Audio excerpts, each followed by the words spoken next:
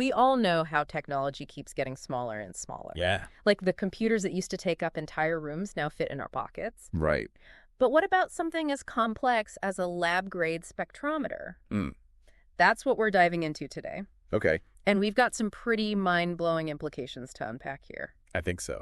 So what exactly is spectroscopy? Well, it's basically using light to identify different substances. Okay. Like, you shine light on something, and by analyzing how the light interacts with it, you can figure out what it's made of. So it's like a fingerprint, but with light. Exactly. And you said it's a critical tool. Oh, absolutely. But it's always involved these big, clunky machines. Traditionally, yeah. So that's got to limit its usefulness. For sure. Like if you need real-time analysis or you need to take it out into the field. It's not exactly portable. Right. Not at all. And that's what makes this research from Jinan University so fascinating. Totally agree. They've created a spectrometer that's about the width of a human hair. Like, seriously tiny? I mean, that's incredible. Their work was just published in Advanced Photonics, and it's got some pretty wild implications. Oh, yeah. Huge potential. So how is that even possible? Well, the level of miniaturization they've achieved is remarkable. Right. I mean, imagine analyzing the contents of a single blood vessel in real time. Whoa. That's the kind of thing this technology might make possible. So break it down for me. How did they shrink something so complex down to that size? Well, they combined an optical fiber, a silica capillary, Okay. and a super thin elastic membrane. Hmm. Basically, they figured out how to build a spectrometer on a microscopic scale. But shrinking something that small, Yeah. you'd think there'd have to be some trade-offs, right?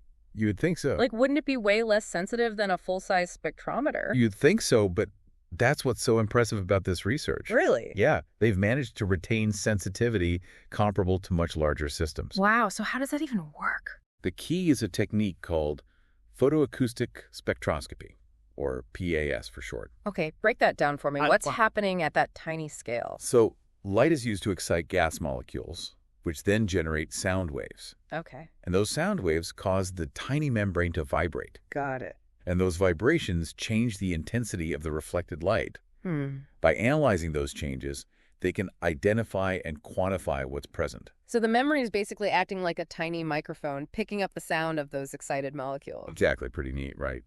That's wild. It is. So what kind of sensitivity are we talking about here? They were able to detect substances at concentrations as low as 9 parts per billion. 9 parts per billion? Yeah. That's like finding a single drop of dye in an Olympic-sized swimming pool. Pretty much. And they achieved that with a device that's essentially microscopic. Yeah, it's mind-blowing. Okay, color me impressed. Uh-huh. That level of sensitivity in such a small package is seriously mind-blowing. For sure. But what about the speed? Ah. Yes. How quickly can this tiny spectrometer analyze a sample? Well, that's another area where this technology really shines. Okay. Because it's so small, its response time is incredibly fast. We're talking milliseconds. Milliseconds. Yeah. That's crazy fast. It is. It's orders of magnitude faster than conventional methods. Wow, so it's not just tiny and sensitive, it's also blazingly fast. Exactly. Okay, so where could something like this actually be used? Oh, the possibilities are huge. Give me some examples. One area is monitoring CO2 levels in flowing gas. Okay, I see where this is going. This could be incredibly useful for things like industrial processes, making sure things are running efficiently and safely. So we could be talking about cleaner factories. Yeah. What else? It could also be used for environmental monitoring. Okay, so tracking emissions and pollution levels in real time. Exactly, getting a much better understanding of our environmental impact. This is amazing. It is. What other applications are we talking about? Another interesting one is analyzing yeast fermentation in really tiny volumes. Okay. This has implications for brewing, bioengineering, and all sorts of research where you're working with small-scale processes. So we could brew better beer and develop new biotechnologies with this tiny spectrometer. Precisely. That's fascinating. But perhaps the most exciting potential application is in medicine. Yeah. The researchers demonstrated the ability to track CO2 levels inside the blood vessels of rats. Inside blood vessels. Yeah. Wow. And they do it without needing to draw any blood. Hold on, that sounds like something straight out of science fiction. It does, doesn't it? Continuous blood monitoring without needles. Yep. That would be revolutionary. Absolutely. Especially for critically ill patients or during complex surgeries. Absolutely. But how realistic is it to think we'll see this kind of technology being used on humans anytime soon?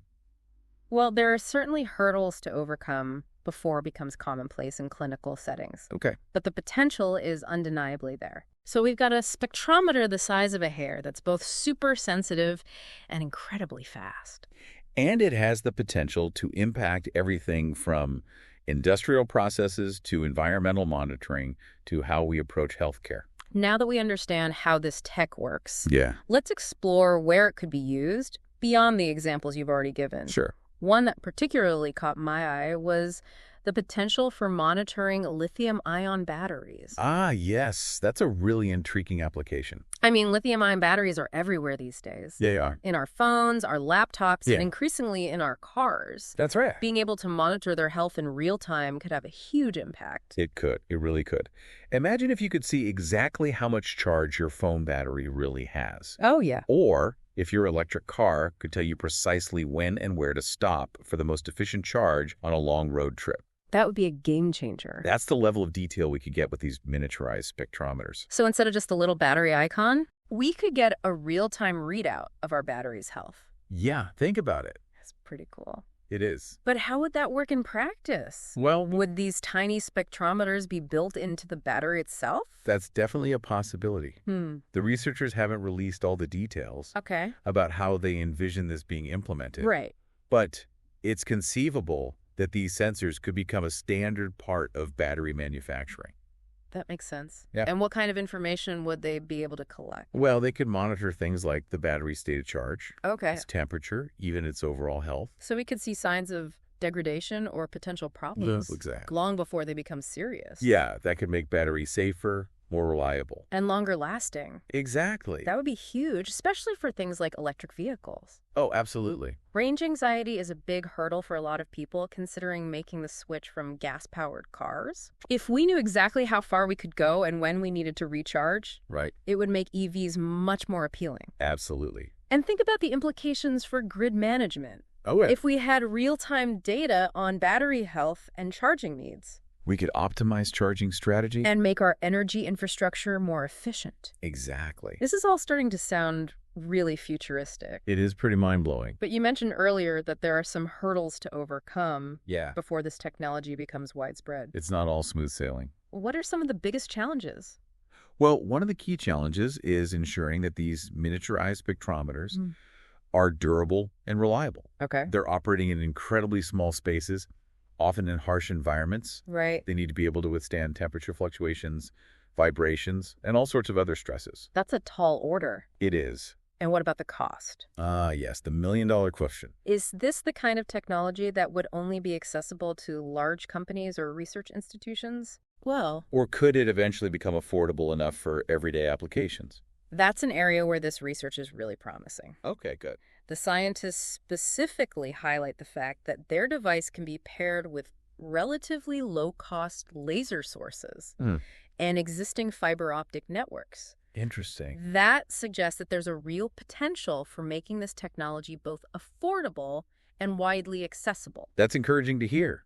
It is. So it's not just about the scientific breakthrough itself. Right. It's about making sure that technology can actually be implemented in a way that benefits everyone. Exactly. Making it practical and accessible. That brings us back to a point we touched on earlier. Yeah. As this technology becomes more sophisticated and more widely used, it's going to be crucial to have open and honest conversations about the ethical considerations. Absolutely. We can't just ignore those. With any powerful new technology, there's always the potential for misuse. That's right. And the more data we're collecting... The more important it is to safeguard privacy and security. For sure. We need to think carefully about who has access to this data, Right. how it's being used, and what safeguards are in place to prevent abuse. Yeah, these are complex questions, They are. and there's no easy answer. It's like walking a tightrope. In a way, yeah. We want to embrace the incredible potential of this technology, Of course. but we also need to be mindful of the potential risks. Absolutely. It's a balance we need to strike. Right. And I think the key is transparency. Transparency. Yeah, the more open we are about the potential benefits and the potential risks, Okay.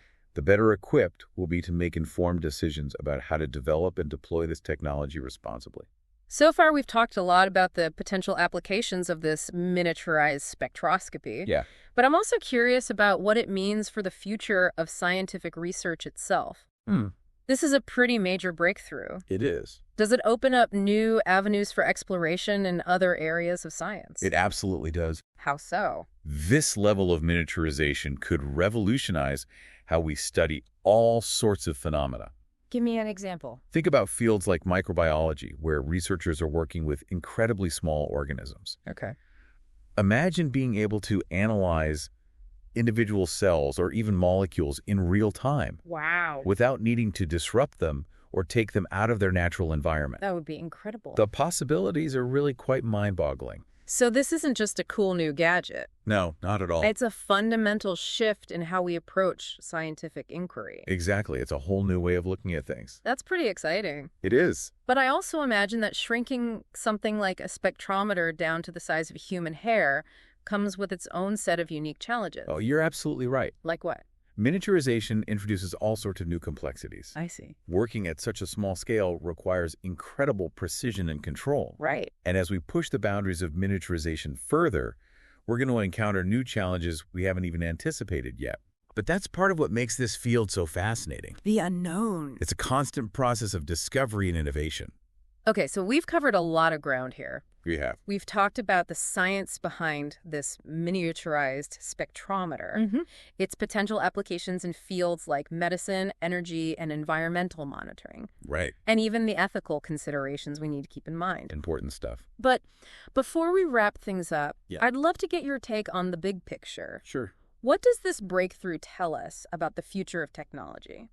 I think what's most exciting about this research is that it demonstrates the power of human ingenuity.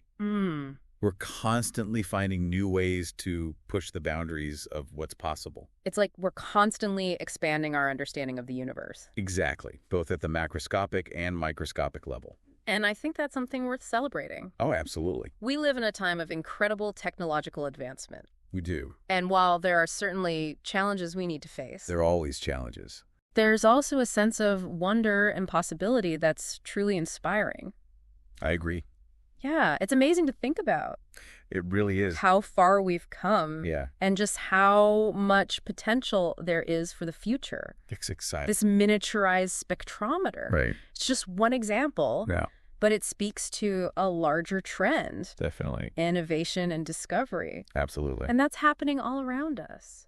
Yeah, it's really a remarkable time. It really is. It makes you think, It does. even in a world that can feel Yeah. limited, Right? there are still people. Pushing boundaries, Yeah. exceeding expectations. Yeah. So, Who knows? Yeah. Maybe someday soon we'll be talking about technology. yeah. That makes even this miniaturized spectrometer seem gigantic.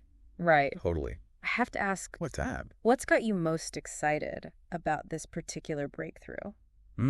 That's a good question. What's the one thing that really sticks with you about this research? What really fascinates me is that this technology is really bridging the gap Bridging the gap. between the lab and the real world. I see what you mean. For so long, spectroscopy has been confined to these specialized settings, Yeah.